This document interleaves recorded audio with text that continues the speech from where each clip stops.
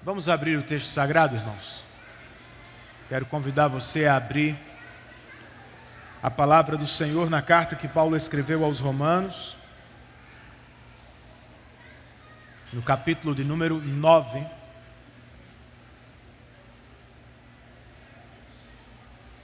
Nós vamos estudar do verso 30 do capítulo 9 ao verso 4 do capítulo 10.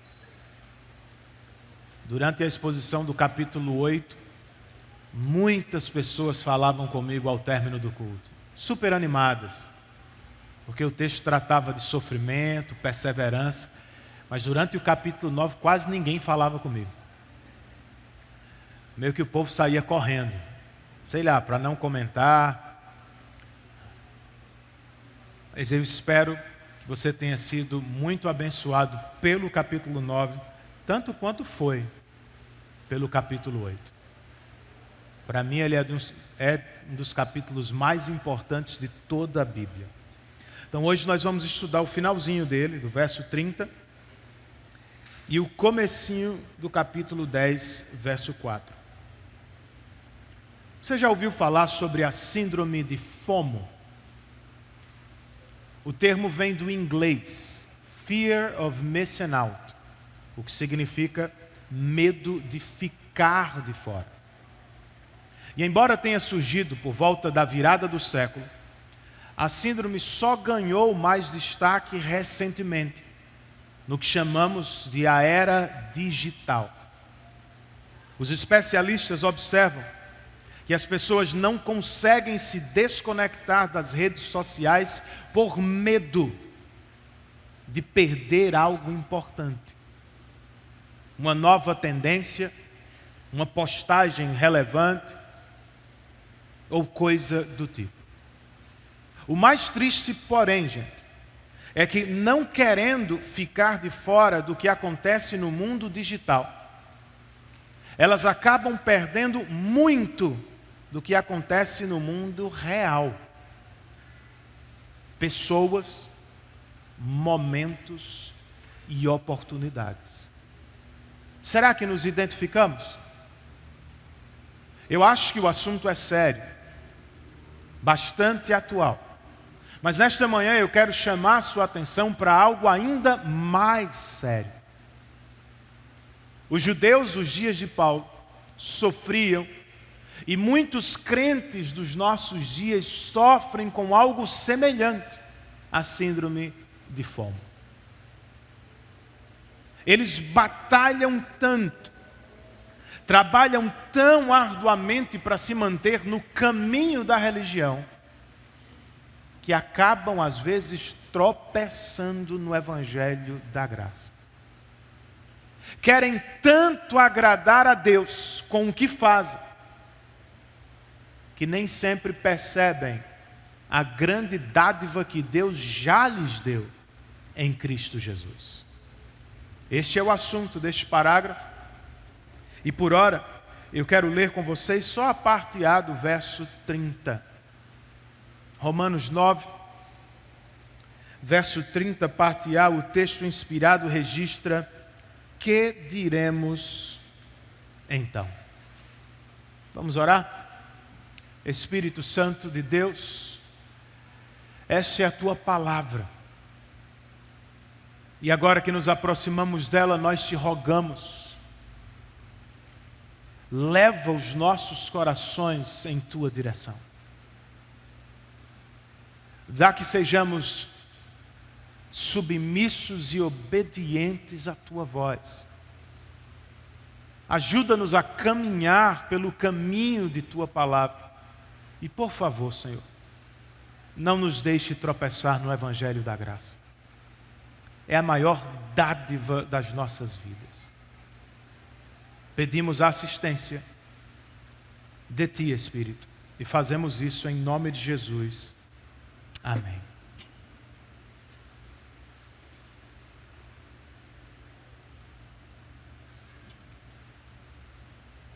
Nós estamos outra vez diante da fórmula conclusiva.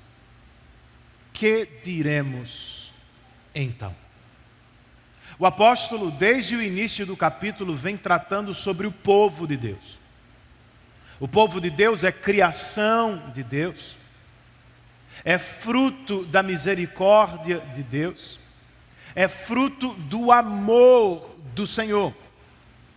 Foi o que ouvimos nos últimos sermões, não foi? Falando do último, o apóstolo nos apontou o acréscimo dos gentios e o decréscimo dos judeus. Se lembram? Os gentios que não eram povo de Deus se tornaram povo de Deus. Os gentios que estavam fora foram trazidos para dentro. E os judeus, que um dia foram muitos, se tornaram a minoria no povo de Deus. O que aconteceu? Como explicar esta movimentação aos crentes do Novo Testamento que a assistiam com os próprios olhos? A resposta de Paulo neste parágrafo é: os judeus tropeçaram no Evangelho da graça. E se eles fizeram no passado, gente, o que nos garante que nós não faremos o mesmo no presente? É triste, mas é verdade. Até crentes podem tropeçar no Evangelho da graça. A grande pergunta é: como acontece? Ou quando acontece? De acordo com esta passagem, nós tropeçamos no Evangelho da graça quando dependemos das nossas obras. Versos 30 e 31. O apóstolo escreve: que diremos então? Os gentios que não buscavam justiça a obtiveram, uma justiça que vem da fé. Mas Israel, que buscava uma lei que trouxesse justiça, não a alcançou. Essa era a situação dos dias de Paulo. A igreja de Cristo, o povo de Deus, crescia não com judeus, mas com gentios. E os gentios de quem Paulo está falando, irmãos, nada sabiam da história da redenção antecipadamente. Eles não se importavam com a lei de Moisés, nem estavam preocupados em levar uma vida justa diante de Deus. Ainda assim, por mais que não estivessem procurando, Paulo nos diz, eles foram encontrados pela justiça que vem de Deus, ou pelo Evangelho de Jesus Cristo. Os judeus, diferentemente dos gentios, viviam em busca da lei. Eles a conheciam profundamente e se esforçavam ao máximo para cumpri-la na íntegra. No entanto, diz Paulo, por mais que tentassem, eles nunca alcançavam uma vida justa diante de Deus. Nas palavras do Dr. John Stott, estava tudo invertido. Os gentios que não buscavam a justiça se apossaram dela. E os judeus que buscavam a justiça a todo custo, nunca a alcançaram. Por que não? Pergunta o verso 32. E ele mesmo responde: porque não a buscava pela fé, mas como se fosse por obras. Notem, o problema não é a busca por uma vida justa diante de Deus. O problema é o porquê da busca. Os judeus não estavam interessados em agradar a Deus por gratidão. Eles se empenhavam ao máximo para conquistar Deus com suas próprias obras. É por isso que, embora buscassem com todas as forças, eles jamais encontravam a justiça que realmente agradava a Deus. Eu te pergunto, será que não temos vivido assim também, gente? Não corremos o risco de, como os judeus, tropeçarmos no Evangelho da Graça e voltarmos à religião das obras? É claro que sim. Por exemplo, por vezes nós medimos o amor de Deus pelas lentes do nosso desempenho. Se as coisas dão certo durante o dia, nós pensamos, foi o devocional que eu fiz. Se as coisas dão errado, nós concluímos, foi o devocional que eu não fiz. Não me interprete mal, Marcelo. Devocional é uma bênção. É porque Marcelo faz umas caras às vezes para mim e eu fico pensando, ele quer me matar agora. Mas ele disse que não, ele está raciocinando. Devocional é uma bênção, gente. E sim, nós podemos desfrutar mais do amor de Deus se levamos uma vida devocional regular, leitura da palavra e oração, sem dúvida. Agora, não é o devocional, o meu devocional, que determina o quanto Deus me ama. Ele não me ama mais quando eu faço mais. Ele também não me ama menos quando eu faço menos. Por quê? Porque o amor de Deus não depende do nosso desempenho. O amor de Deus depende, como temos ouvido repetidamente, da livre, soberana e graciosa escolha de Deus. A bronca é que às vezes a gente se esquece disso. E acaba levando essa mentalidade para a vida, para o dia a dia. Então nós trabalhamos duro porque queremos provar o nosso valor. Nós estudamos muito porque ambicionamos o reconhecimento público. Fazemos de tudo para atender às exigências da sociedade. E às vezes, sem perceber, nós as tomamos por nossas sem reflexão.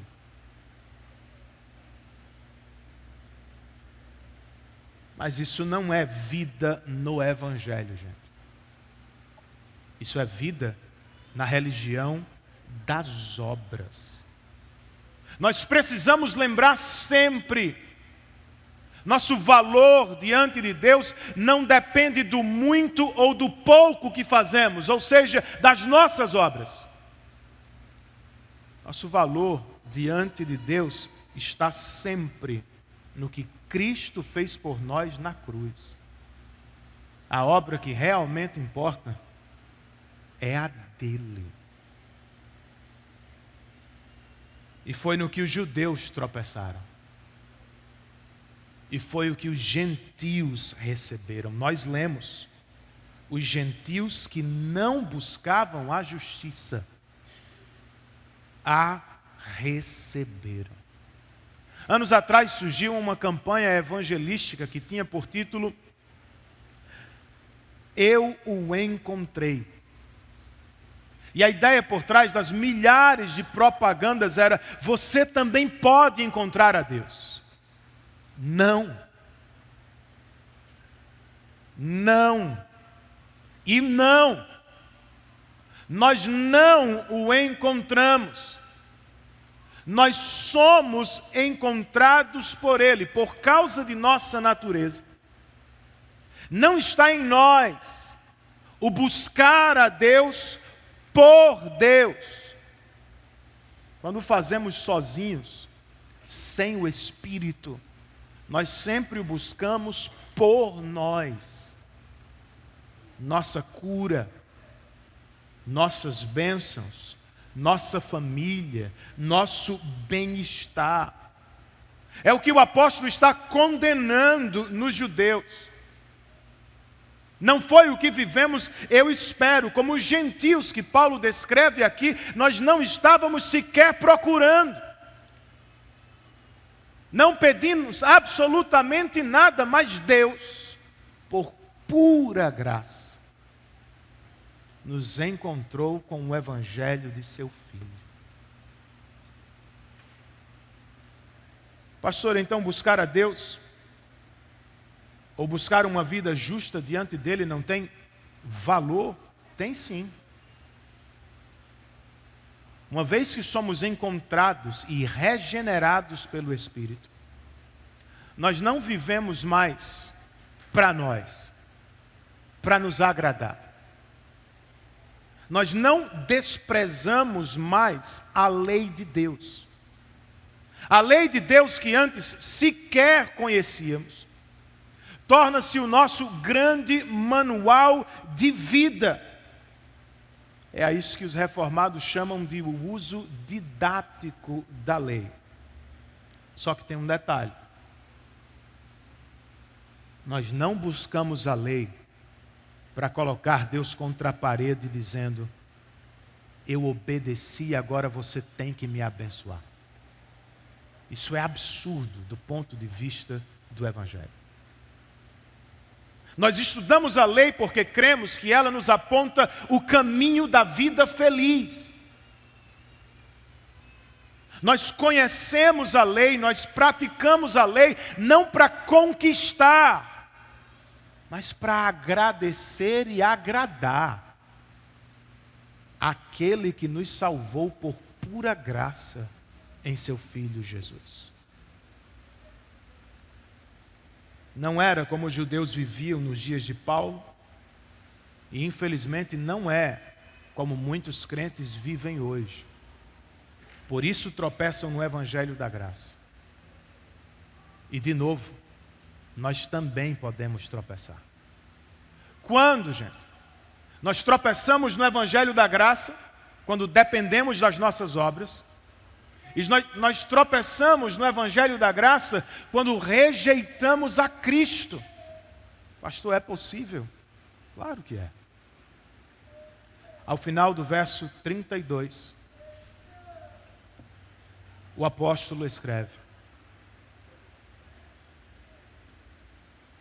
eles, os israelitas, tropeçaram na pedra de tropeço. A teologia da pedra não estava só no Antigo Testamento, gente. Estava presente no Novo, e ao que tudo indica já era bastante conhecida dos leitores de Romanos. É tanto que Paulo nem precisa explicar muito a conexão que está fazendo. Ao início de Atos, por exemplo, Pedro disse às autoridades dos judeus: este Jesus é a pedra que vocês rejeitaram e que se tornou a pedra angular. E o próprio Paulo, em 1 Coríntios, chama a proclamação do Evangelho de escândalo ou pedra de tropeço para os judeus. Portanto, tropeçar na pedra, voltando a Romanos, é o mesmo que tropeçar em Cristo. Como acontece? Como se tropeça em Cristo? A parte A do verso 32 já nos ensinou. De acordo com Paulo, Israel não alcançou a justiça diante de Deus, porque a buscava pelas obras e não pela fé. Ou seja, preferindo as próprias obras, os judeus rejeitaram a cruz de Cristo. Tropeçaram nela e agarraram-se à justiça própria. Foi um erro fatal, gente. Por quê? Verso 33. Como está escrito: eis que ponho em Sião uma pedra de tropeço e uma rocha que faz cair. E aquele que nela confia jamais será envergonhado. O apóstolo, recorde-se disso, está sempre recorrendo à Escritura para provar seu ensino. Desta vez, ele reúne duas citações de Isaías. A primeira e a última frase vem de Isaías 28. Eis que ponho em Sião uma pedra, e aquele que nela confia jamais será envergonhado. Entre as duas frases tem duas expressões: uma pedra de tropeço e uma rocha que faz cair. E ambas vêm de Isaías 8. O mais importante de tudo aqui é o que é declarado ao início: eis que ponho em Sião uma pedra. Isso é o Senhor falando. Deus o fez. Deus mesmo levantou Jesus como uma pedra de salvação. E enquanto muitos gentios confiaram nele, e por isso não serão envergonhados no último dia, os judeus, rejeitando-o, tropeçaram no evangelho da graça. E agora, o que é que a gente faz com esse texto? Outra vez eu cito o Dr. John Stott, que escreveu: todo mundo tem de decidir como haverá de se relacionar com a pedra levantada por Deus. E só tem duas possibilidades, diz ele.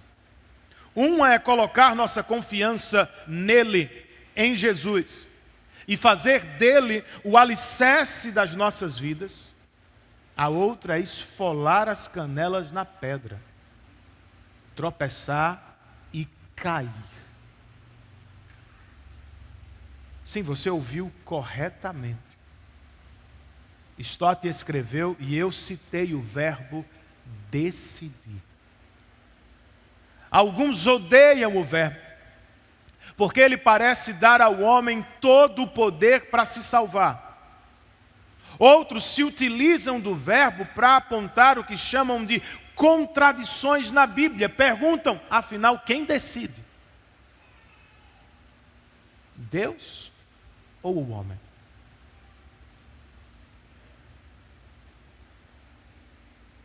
O pastor Martin Lloyd-Jones, um dos maiores pregadores do século passado, comentando esse texto, escreveu algo que eu julgo muito interessante. Ele disse, entre os versos 6 e 29 do capítulo 9, o apóstolo explica porque qualquer um pode ser salvo. Trata-se da eleição soberana de Deus. E entre os versos 30 e 33, ele nos mostra a razão porque qualquer um se perde. E não há outra explicação, a não ser a própria responsabilidade deles. O pregador está certo. A Bíblia afirma as duas coisas. Deus é totalmente soberano e o homem é plenamente responsável. Falando da salvação, nós podemos dizer que os salvos dependem inteiramente da graça soberana de Deus. E nós podemos dizer que os perdidos são plenamente responsáveis pelas escolhas que fazem. Pois Deus levantou uma pedra de salvação. E os perdidos, em vez de confiar nela, escolhem rejeitá-la. O não religioso, cheio de si, diz: eu não preciso de Jesus para ser feliz. Eu posso construir minha própria felicidade.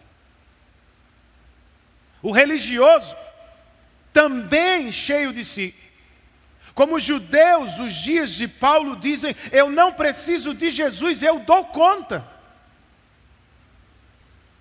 Com as minhas próprias obras, com a minha própria justiça, eu dou conta de me salvar diante de Deus. Se é como pensa, você está muitíssimo enganado. E a coisa é bastante séria. Lembre-se, você é responsável pelas escolhas que faz diante de Deus. Se permanecer neste caminho, se continuar rejeitando a Cristo por toda a sua vida, eu não tenho outra coisa a lhe dizer, a não ser que você será quebrado e envergonhado no dia do juízo.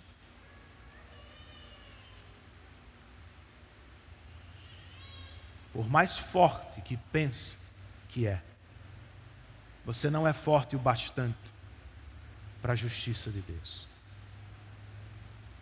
Por isso, antes que seja tarde demais, arrependa-se, volte atrás e humilhe-se diante da pedra que Deus levantou, Jesus.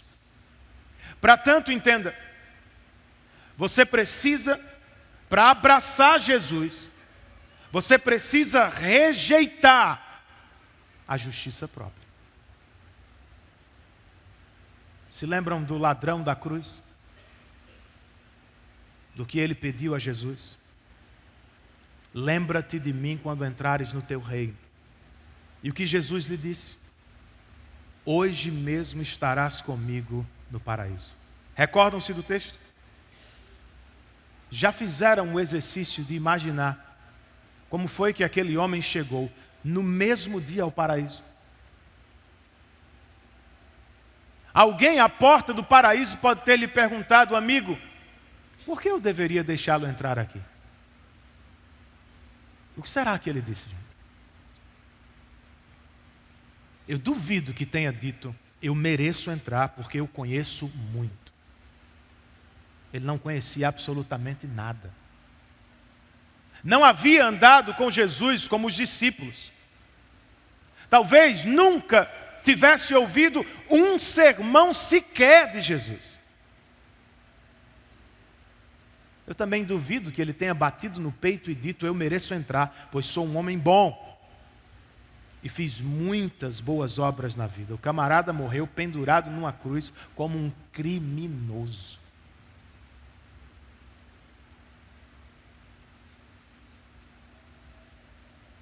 Eu imagino que ele tenha dito o seguinte, eu não mereço entrar, pois pouco sei e muito fiz de errado na vida. Mas tem um detalhe, o homem da cruz do meio prometeu que me colocaria para dentro. É o que Paulo quer com as duas citações de Isaías.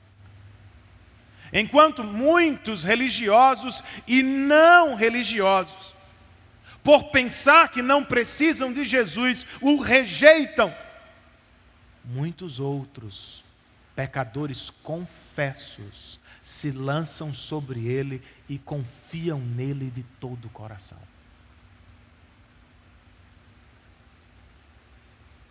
Se confiar em Jesus e rejeitar a justiça própria, você será salvo da ira vindoura.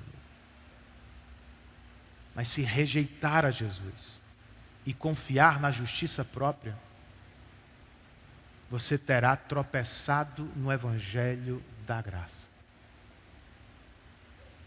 E de novo, infelizmente é o que acontece com muitos religiosos e não religiosos dos nossos dias.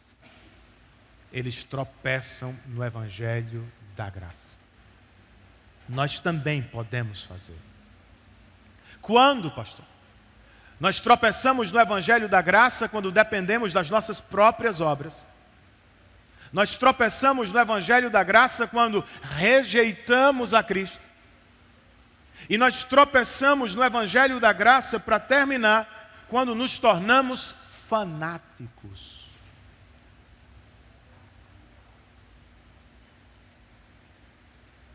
Antes, porém, de falar dos judeus, como fez ao início do capítulo 9, o apóstolo Paulo abre o coração novamente. Olha o que ele escreve no verso 1 do capítulo 10.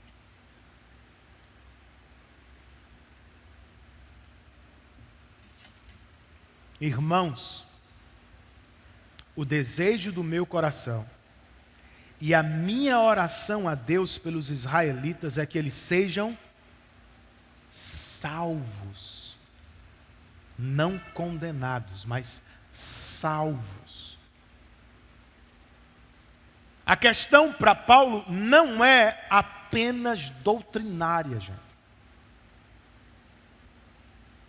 Ele não está escrevendo trancado em uma torre de marfim, sem nenhum envolvimento emocional com as pessoas sobre quem escreve. Não, a questão importa muito para ele. O toca profundamente, porque ele está falando de seus amigos, de seus parentes, de seus compatriotas israelitas. Eles tropeçaram na pedra levantada por Deus. E é por isso que Paulo ora para que sejam salvos. Como foi que eles tropeçaram, pastor? Versos 2 e 3. Paulo escreve: eu posso testemunhar que eles têm zelo por Deus, mas o seu zelo não se baseia no conhecimento. Porquanto, ignorando a justiça que vem de Deus e procurando estabelecer a sua própria, não se submeteram à justiça de Deus. Basicamente são 3 respostas. Primeiro, os parentes de Paulo têm zelo por Deus,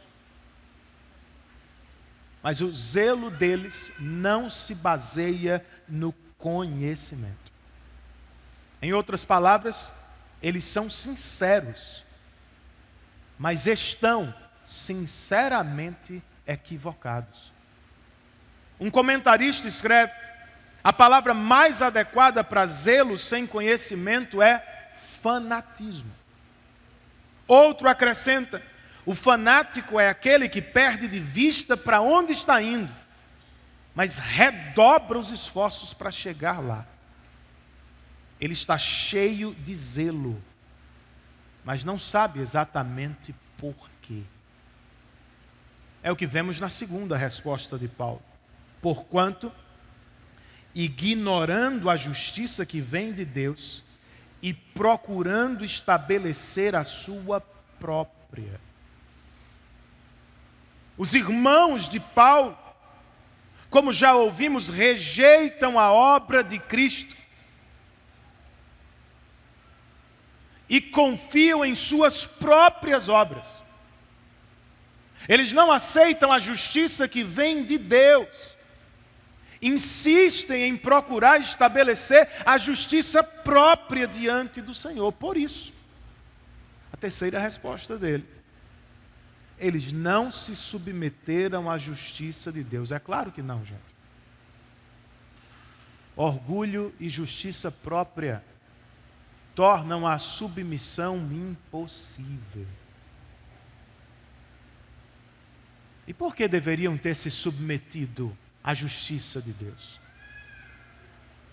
Por que deveriam ter confiado no evangelho da pedra que Deus levantou?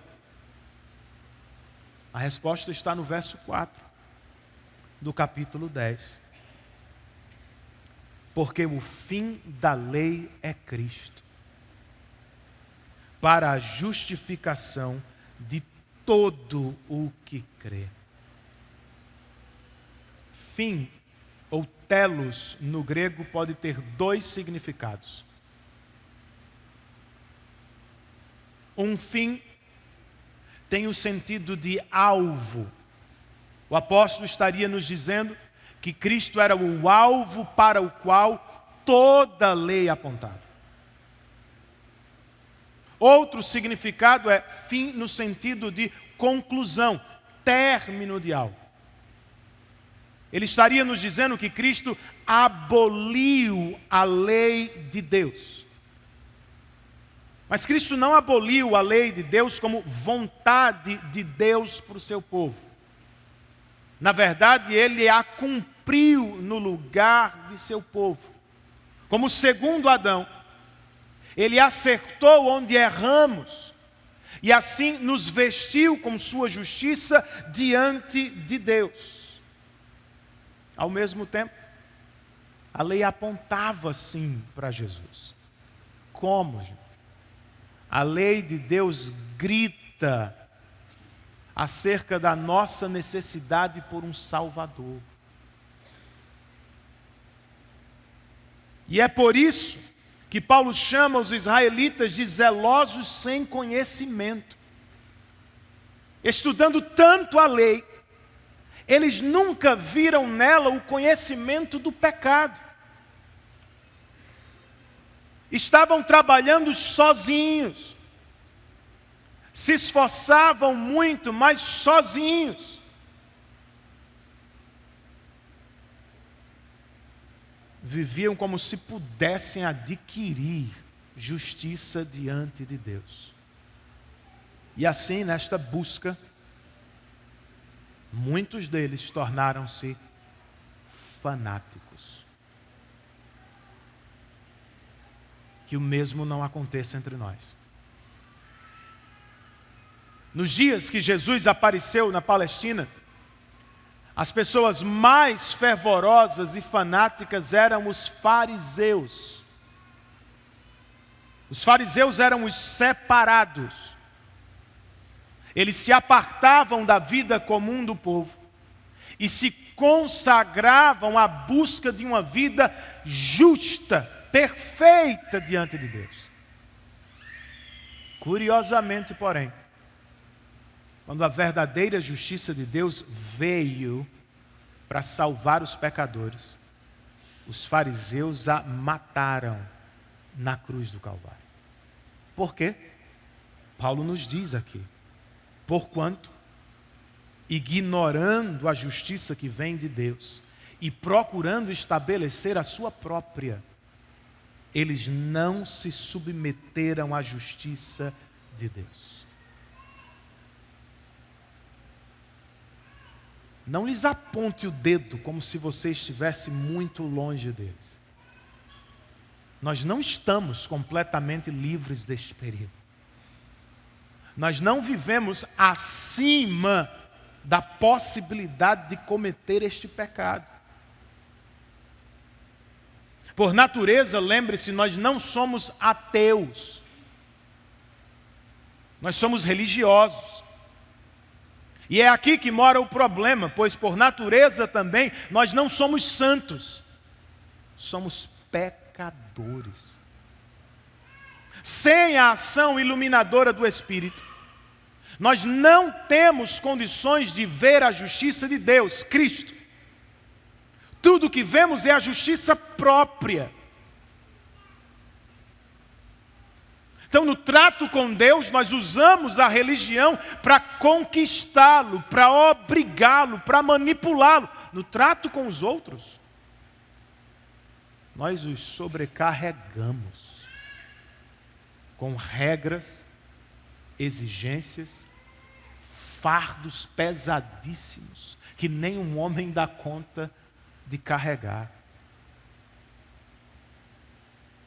Nós podemos ser fanáticos e legalistas. Que Deus nos livre disso. Que Deus livre a tua casa disso. Que Deus livre a nossa igreja deste fanatismo tolo.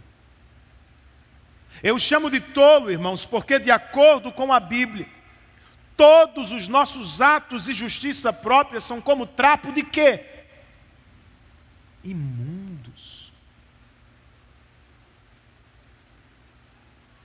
O que significa que nós jamais seremos aceitos por Deus, tendo por base a nossa justiça própria ou o nosso zelo, sem conhecimento do Evangelho. A melhor alternativa para a gente, a única alternativa para a nossa casa é a justiça de Deus, ou se submeter à justiça que vem dele, ou concordar com Paulo. O fim da lei é Cristo, para a justificação de todo o que nele crê.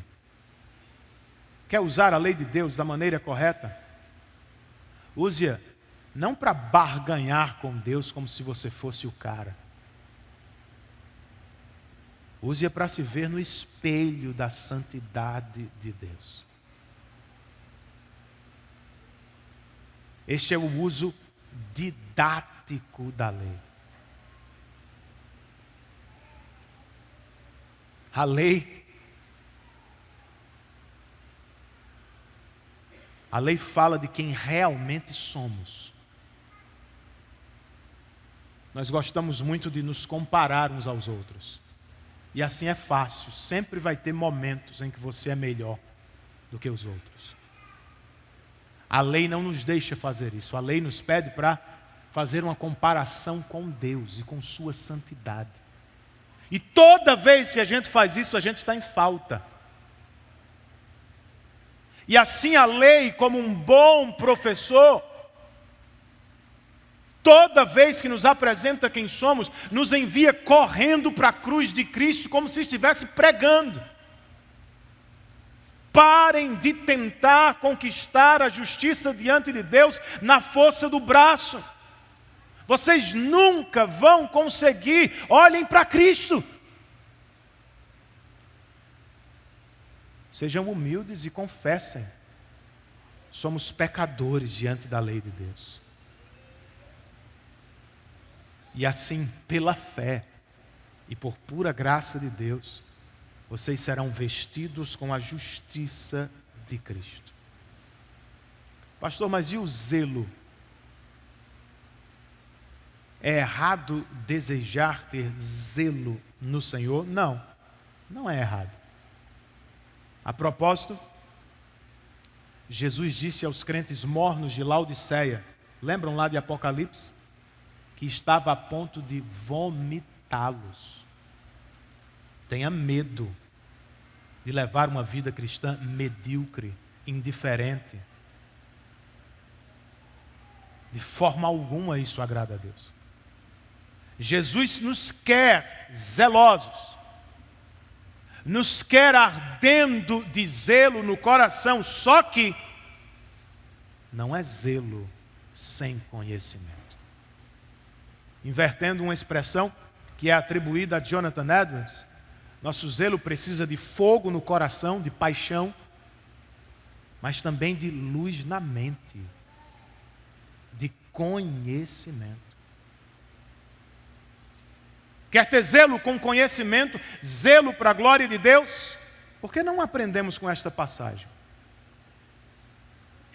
Como foi que Paulo abriu o capítulo 10, gente? Desejando e orando pela salvação dos israelitas. Não foi assim? Quer ser zeloso com alguma coisa? Por que não é na oração, irmão? Você realmente quer a salvação dos seus filhos? Você realmente quer a santificação do seu esposo, da sua esposa? Você realmente quer a salvação dos seus colegas de classe ou de trabalho? A resposta passa por nossas orações. Como podemos dizer que queremos a salvação deles, se quase nunca eles estão presentes nas nossas orações? Sejamos zelosos como Paulo, no desejo e na oração pela salvação de quem amamos. Voltando ao início, será que você sofre de FOMO? tornou-se escravo das redes sociais por medo de ficar de fora. Os psicólogos que estudam o tema sugerem algumas coisas super interessantes, por sinal. Viver os momentos e não só publicá-los. Valorizar as pessoas que estão por perto e realmente se fazer presente. Investir em outras atividades no tempo livre, para além de viver nas redes sociais. E limitar o acesso à internet. Eu acho que nós precisamos de dicas assim. Para além delas, e pensando no medo de ficar de fora da bênção de Deus, nós precisamos muito mais, gente, da vida no Evangelho. Lembrem-se do que Paulo está nos ensinando aqui. Os gentios que não buscavam a justiça a obtiveram. Uma justiça que vem da fé. Mas Israel, que buscava uma lei que trouxesse justiça, não a alcançou, pois dependia das obras. Para ser parte do povo de Deus, nós nunca dependemos, nem nunca dependeremos das nossas obras ou da nossa religiosidade. Nós sempre dependemos, nós sempre dependeremos de Cristo. Ele é o fim da lei e é nele que temos a justificação, a declaração de que somos justos diante de Deus, para a glória de Deus.